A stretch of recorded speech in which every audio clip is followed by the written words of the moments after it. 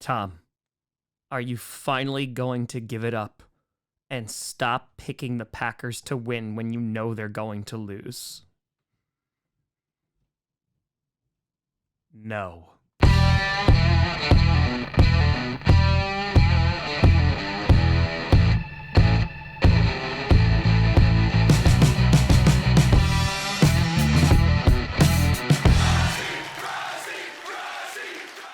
Grossi Posse Packer Nation. Welcome to an episode of Podcast, the podcast where you don't have to be a Packers fan, but it sure does help. I'm your host, Tom. Gonna be a homer forever, but at least I'm honest about it. Grossi, and today we are going to be predicting every single game in NFL Week 9. And there are some damn good games coming up here. And with a crazy Week 8, and it's been a crazy couple weeks in the NFL, it really is not getting easier to predict these games because by now, as we're in November, it should get easier. The good teams should start to separate from the bad teams, but honestly, there's so many mid teams this year that some are only 1 or 2 games behind contention, looking at you, Broncos. And so last week I went 10-6. I did pick the 49ers by accident on there, but in predictions I picked the Bengals, so I got that right. And then there was the Lions-Packers game from weeks ago. So I'm technically 10-6 from last week, 73-50 on the year, but the Rainmaker is still rocking at 89-33 on the year, so congratulations. Again, you can join the Pick'em League still if you would like. It's completely free. Link is in the description, and let's get to it. Starting off with our Thursday night football game, which, thank God, I thought this was going to be a horrific game, but now maybe it'll only be a not-so-fun game. You got the Tennessee Titans taking on the Pittsburgh Steelers. The Titans put a little mayo in their coffee this past weekend, getting a big win from the debuting Will Levis, who had 4 touchdowns, had an amazing rapport with DeAndre Hopkins, and both of them after that game, did we just become best friends? Yep! Do you want to go do karate in the garage? They had to be rocking. And all of a sudden, there's a little bit of hope in Tennessee now because Ryan Tannehill, who has thrown 2 touchdowns the entire season, he wasn't getting the job done. We thought that the Titans were going to be massive sellers at the deadline. Yes, they got rid of Byard, but they kept everybody else. They kept Derrick Henry. And now, I think there's some thoughts that if Will Levis can be that guy, they can go on a run. Taking on the Steelers, who lost to the Jaguars last week. The Jaguars now having the longest winning streak in the NFL. And the Steelers, they did get some good news that Kenny Pickett will be good to go on Thursday Night Football. So that will be really good. But the Steelers, it's kind of been the same old story in which their offense has been hindered, probably by Matt Canada a lot, but they just haven't been able to move the ball super efficiently. Their defense is kind of keeping them in games. And this, I imagine, when it got announced, was going to be a low-scoring defensive battle. But with Kenny Pickett back and maybe, spreading the ball around a little bit more, and Will Levis, maybe this actually turns into a pretty solid game. So I am going to wind up rocking with the Titans, though. I just need to see more from the Steelers. And to be honest, if Will Levis can repeat what he did in his debut against a very good defense, it's going to be full speed ahead in Tennessee. And then again, I'm pretty sure I've predicted every single Steelers game wrong this year. So if they win, you're welcome, Steelers fans. Following that, you got a Germany game. You got the Miami Dolphins taking on the Kansas City Chiefs. Tyreek Hill facing off against his old team. So, at last we meet for the first time for the last time. And this is going to be a lot of fun. The Dolphins bouncing back after their loss to the Eagles, taking care of business against the Patriots. Tyreek Hill just looking phenomenal. They're going to be taking on the Chiefs, who suffered a major loss, losing to the Broncos last week, a game in which their offense looked terrible. Patrick Mahomes obviously was dealing with an illness. And the Chiefs, Yeah, they looked like poopy caca. However, it was against a divisional team, so those are always weird. And I imagine that Patrick Mahomes is going to be feeling a little bit better, though hopefully his receivers can actually catch the ball here. And this is going to be a battle in Germany. For the Dolphins, they need this win. And not because their season is in jeopardy or anything, but they need this win because they need to prove that they can beat a very good football team, because they haven't been able to do that just yet. Meanwhile, the Chiefs, they're going to be looking to bounce back from their loss against the Broncos, against another AFC opponent, and this is going to be a really good test for that good defense. So I am going to rock with the Chiefs here, even though I think the Dolphins have right now the better offense. I just still have those lingering doubts if they can beat those really good contending teams. So I'm going to rock with the Chiefs for the experience, and I think Patrick Mahomes will be much better than he was last week. And yeah, the Chiefs get a win, and Tyreek Hill will still be happy because he got paid a lot of money. Following that, you got the Minnesota Vikings taking on the Atlanta Falcons. And Vikings fans, listen, I gotta be honest, I feel really bad for you. Kirk Cousins out for the year, and you never want to see this with any player. I never root for injuries ever, and it's worse when it's in the division, and the Vikings were starting to play well. Of course, they beat the Green Bay Packers last week, but honestly, you can't really be too happy about that victory because now you're gonna be rocking with Josh Dobbs, or you're gonna be rocking with a rookie. And yeah, Vikings fans, you basically just watched your season go down when Kirk did. Not like this. Not like this.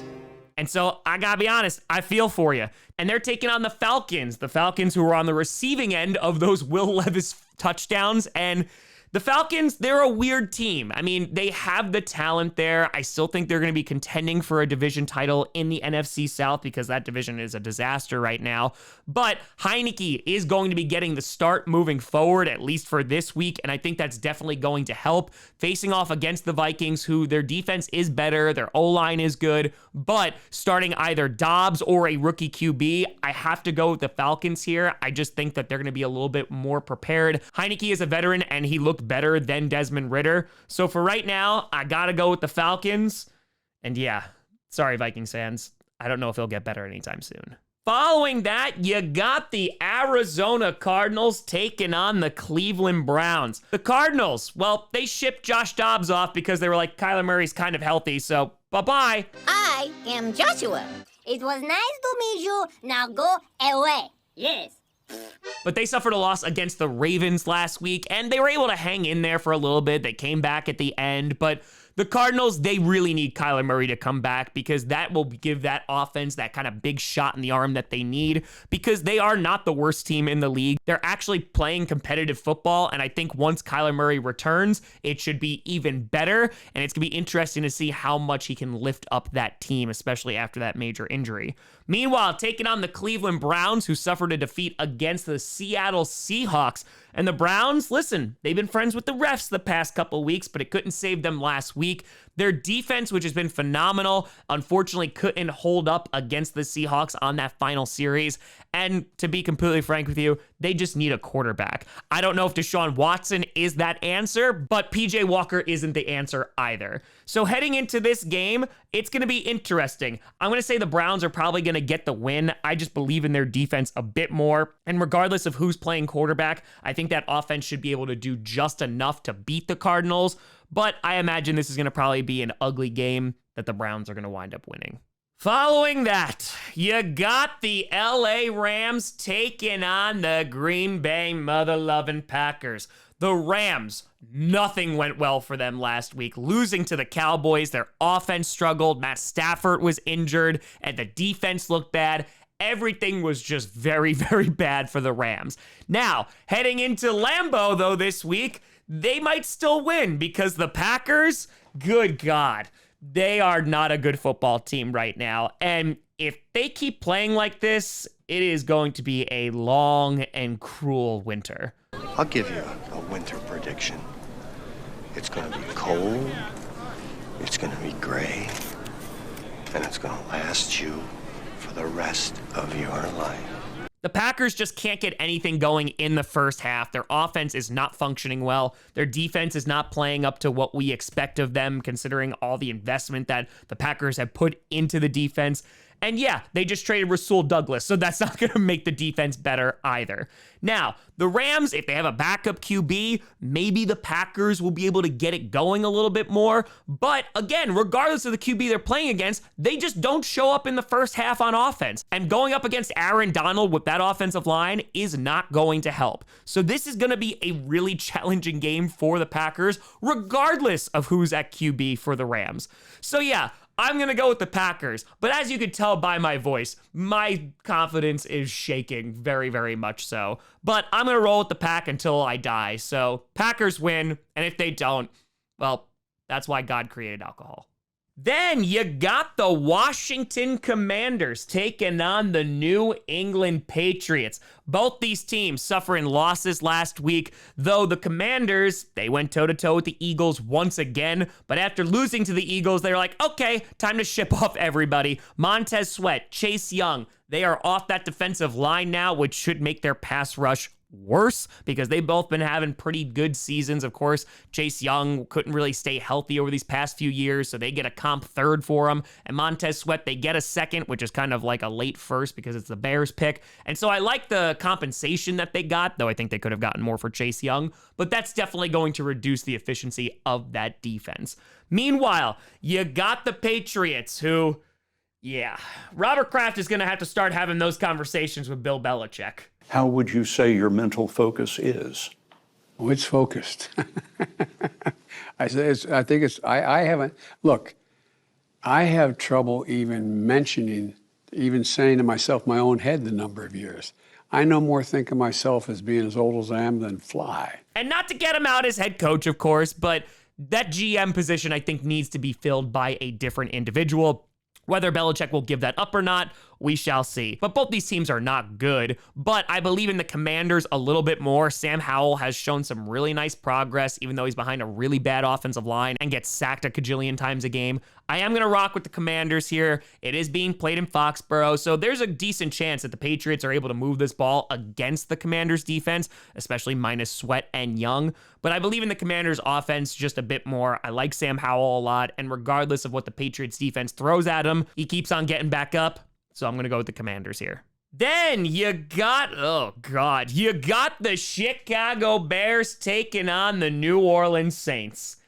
And for a minute, Bajan actually thought that he was the guy. I don't know what is going on, but somewhere our wires got crossed. But after Monday night, not so much. Getting blown out on national television against the Chargers. The Bears, yeah, they're not a good team right now. They did get Sweat, who we just talked about. I think that's going to help their defense, and it's not really a move for this season. It's for next season where they're going to have a ton of cap. There was a ton of discussion about Jalen Johnson, about him potentially getting traded. He obviously was not moved at the trade deadline.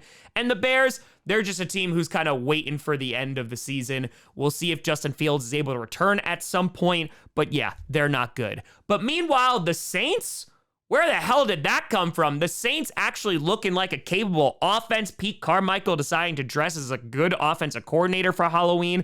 They were able to get a big victory, and maybe they'll be able to build upon this. It's being played in the Dome against a struggling Bears team, so I am going to rock with the Saints here. They should be able to get this win.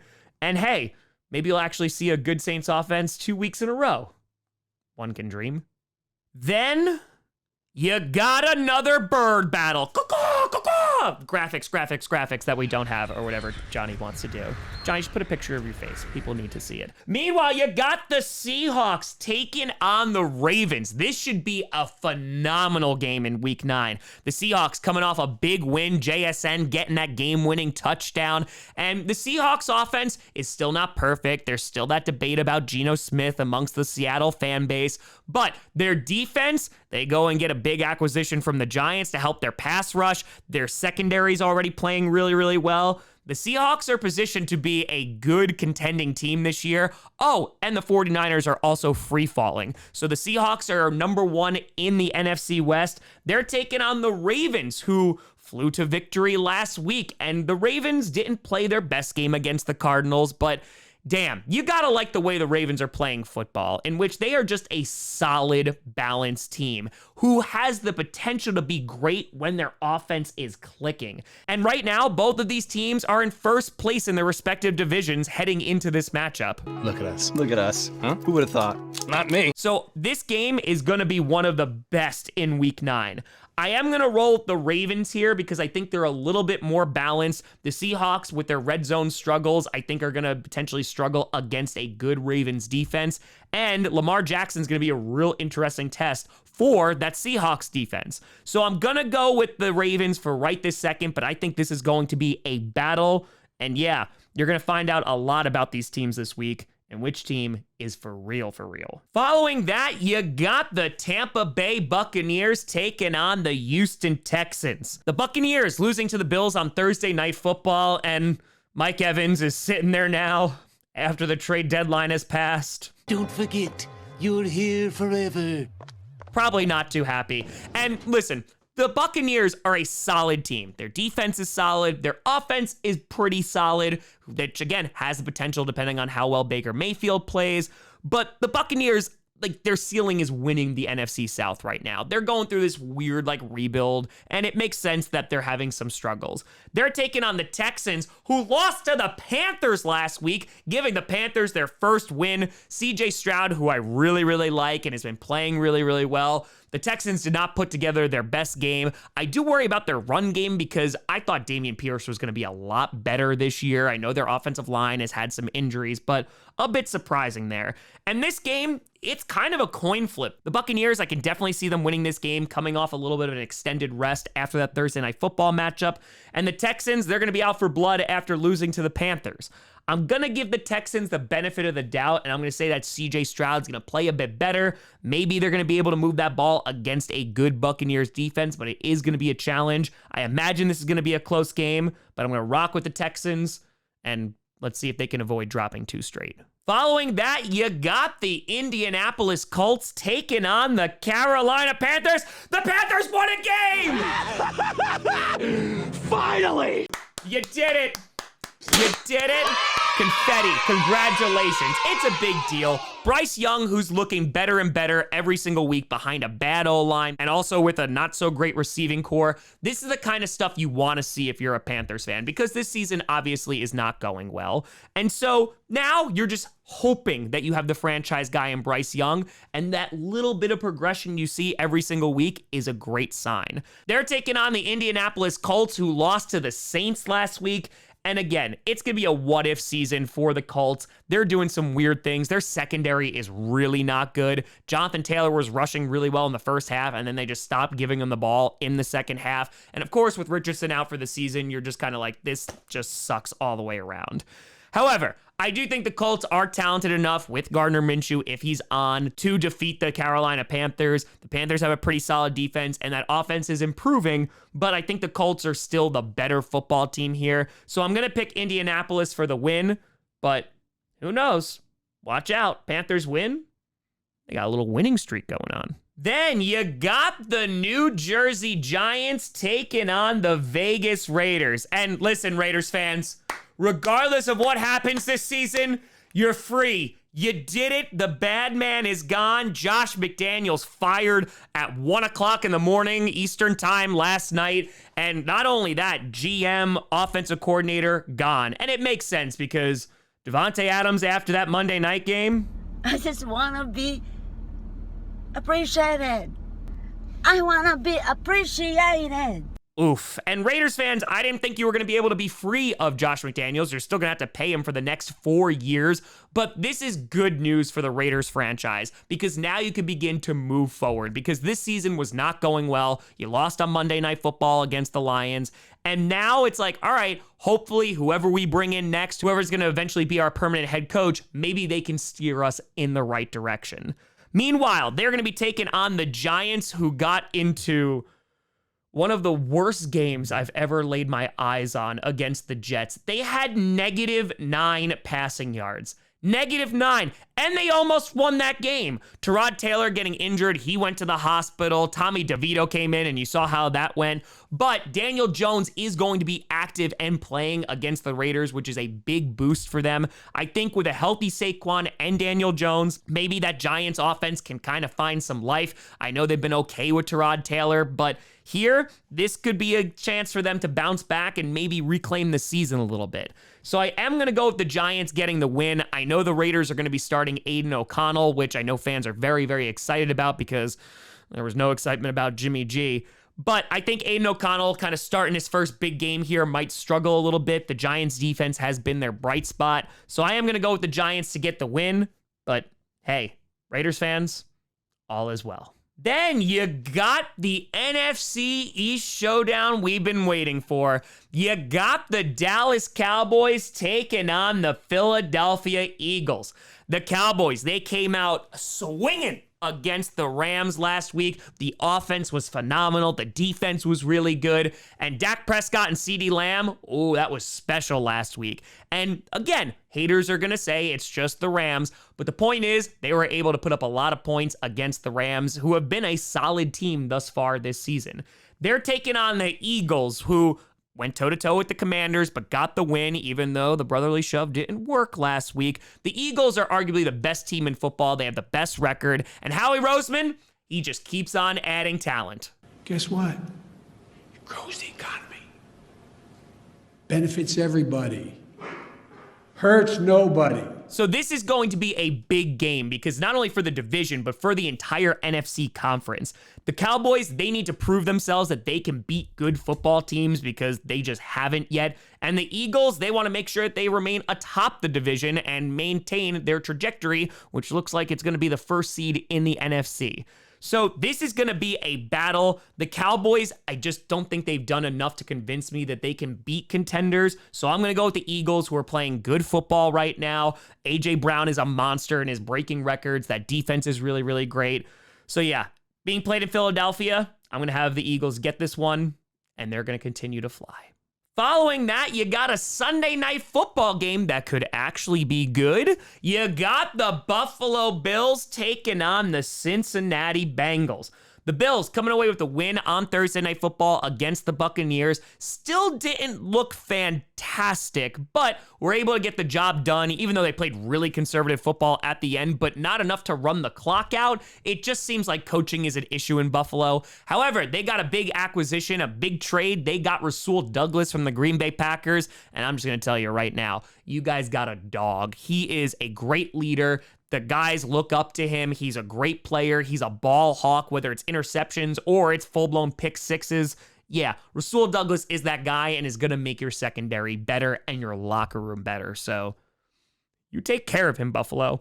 Taking on the Cincinnati Bengals, arguably one of the hottest teams in the NFL right now. They destroyed the San Francisco 49ers because their defense did whatever the heck they wanted to them.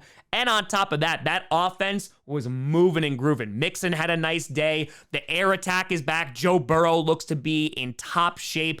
And the Bills right now, heading into this game, who are still kind of struggling, it is going to be tough for them to win in Cincinnati. So I'm going to go with the Bengals because they're just playing really damn good football right now. The rest of the AFC should be very, very afraid.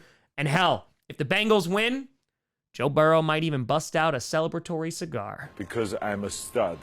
I'm ballsy. I don't take no shit from anyone. I smoke my stogie anywhere I want. I don't have to find a hideout place like you. And finally, on Monday Night Football, because the Geneva Convention apparently doesn't exist, we got the Chargers taking on the Jets.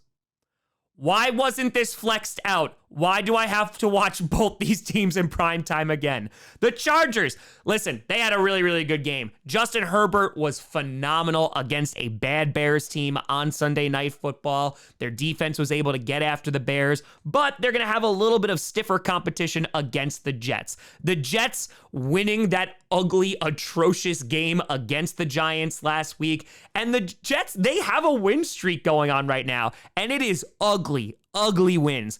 But Jets fans, be honest. How many times did you watch that video of Rodgers throwing the ball around during warm-ups? Quite a few times. 50 times? More. 100 times? More. 200 times. More. The Jets fully anticipate that he is going to be coming back this season, so they're just trying to stay afloat and be contenders until he does. And if he does, that is going to be an insane story. This game, I don't think this is going to be a great game. Now, what's interesting is the Jets, of course, have a very good defense. I'm going to be very curious to see how the Chargers offense does against them.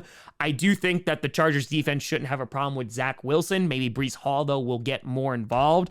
And so I am going to pick the Chargers just because I think they're the better football team right now. Because for the Jets, their only hope of winning is going to be completely shutting down Herbert, which is possible because their defense is that good.